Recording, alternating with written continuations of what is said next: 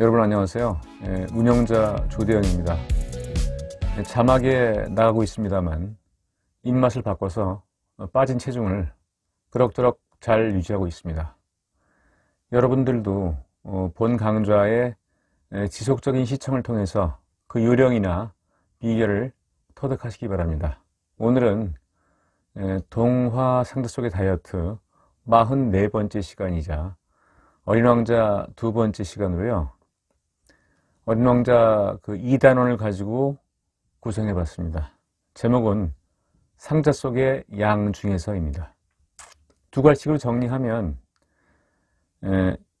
정작 중요한 본질, 실천 방법이죠. 그건 자신이 찾아야 하는 경우가 많다. 뭐 이런 얘기죠. 어린 왕자가 글쓴이에게 양을 그려달라고 하는 장면입니다.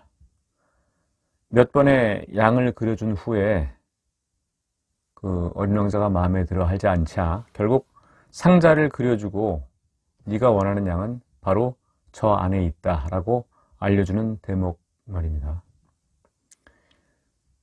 결국 중요한 것은 자신이 원하는 것은 구체적으로 보이지 않고 마음으로 보아야 한다는 지혜를 알려주는 대목인데요.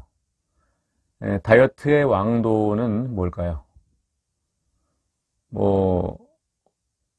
말장난 같지만 왕도를 한자로 써보면은 흔히 임금왕자를 써가지고 왕도라고 씁니다. 흔히 비결 혹은 쉬운 길이라는 의미의 그런 한자죠. 근데 이 왕도는 보통 부정적인 의미에 많이 쓰이죠.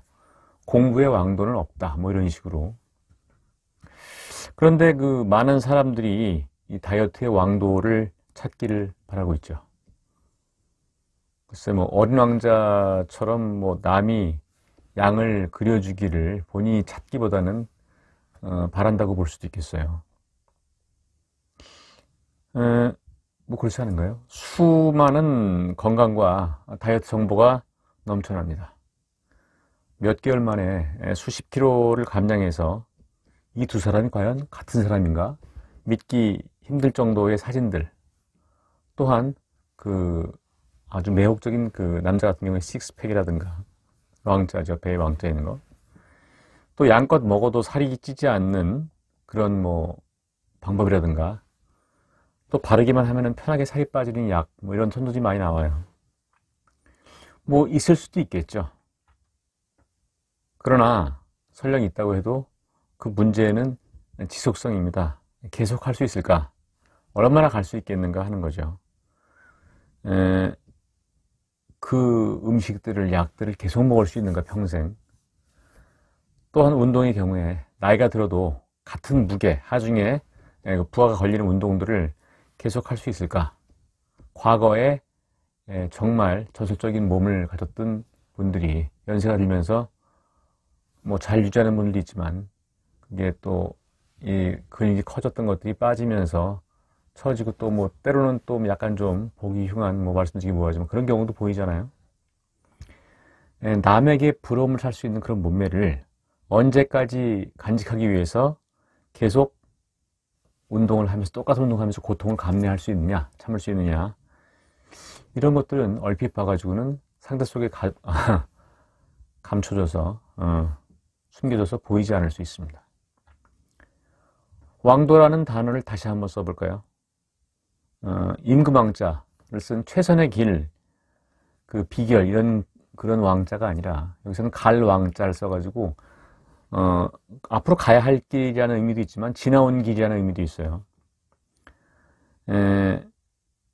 탄수화물이 에너지의 원천으로 추앙을 받다가 숭배를 받다가 살을 찌우는 원흉이 되기도 하고, 혈관을 망치는 주범처럼 손가락질 받던 콜레스테롤이 세포의 구성 성분 또는 없어서는 안 될 그런 성분으로 다시 평가받기도 하는 그런 것들은 이제는 알만한 사람들 다 아는 그런 시대로 접어들고 있습니다. 우리가 비유해서 첨단 기자재가 많아진다고 해서 다양한 학습의 다양한 방식의 학습이 늘어난다고 해가지고 갑자기 사람들의 외국어 실력이 늘어나지 않을 수도 있죠. 그래서 사실 늘어나지 않습니다. 영양에 관한 상식이 늘어난다고 해서, 이론이 많아진다고 해서 모두 건강해지지 않을 수도 있어요.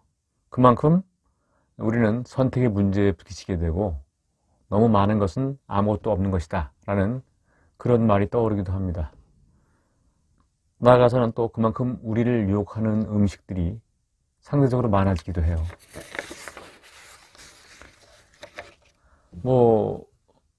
다시 비유를 하자면은 역사적 사실에 대한 평가는 바뀔 수 있지만 역사적인 사실이 일어난 시기, 연도는 변하지 않겠죠. 다이어트나 건강에 관한 사실도 변할 수 있지만 몇몇 기본적인 사실들은 변하지 않고 또한 변하지 않을 거예요. 건강 이론이나 다이어트 방법에서도 다양한 평가가 아니라 불변의 진리와 같은 변하지 않는 것들을 모아서 스스로 소위 단권화 작업이라고 그러죠. 다양한 지식의 정수, 요점만을 뽑아가지고 개인만의 특화된 건강 유지의 그 지혜를 만드는 일이 필요할 수 있죠. 과거에 천동설에서 지동설이 보편적인 지식으로 인식되고 일반인들이 다 이를 수긍했는데, 그 후에 수백 년이 이를 동안 어떤 단체나 집단에서는 그 진리가 인정되지 않다가 20세기 이후에 비로소 인정받았다는 사실을 알고 좀 씁쓸했던 적이 있어요. 알면서도 인정할 수 없는 모순 같은 게 존재했을 수 있겠죠. 좀 비약이 됐는지 모르겠지만 음식에 대한 우리의 태도는 어떨까요? 알면서 순간의 유혹을 뿌리치지 못하고 애써 부정하고 있지 않은가요? 무엇을 먹는지, 그 무엇 때문에 우리의 삶과 세상이 어떻게 변화할 수 있을지, 또한 후손들에게 어떤 영향을 끼칠 수 있을지 한번 차분히 생각해 봐야 하지 않을까 생각합니다. 스스로 찾아야만 존재할 수 있는 그 왕도를 남이 찾아주기만을 기다리고 있지는 않은지, 시행착오, 아까 말씀드린 임금왕이 아니라 갈왕자 써가지고 지나온 길이나 또는 그걸 거울 삼아가지고 나아가야 할 길, 그 시행착오를 갈피를 잡지 못하고 있는 게 아닌지 한번 반성을 해봐도 좋을 것 같아요. 혼자 스스로 찾기 힘들다고 생각할지 모르겠지만 사실은 좀 뭐한 얘기지만 그 오랜 병에 의사된다라는 말이 있습니다. 의사 선생님들을 폄하하고 그런 뜻이 아니라요, 본인의 몸에 대해 가지고 냉정하게 판단하고 본인의 생활 습관을 가장 아는 사람은 본인이죠. 그러니까 본인이 적어놓고 의사 선생님이나 병원에 그 조언을 갖다가 물론 참고해야죠. 자기 마음대로 하면 안 됩니다. 참고하되 결국 본인이 좀 더 생각해서 너무 그쪽만 믿지 말고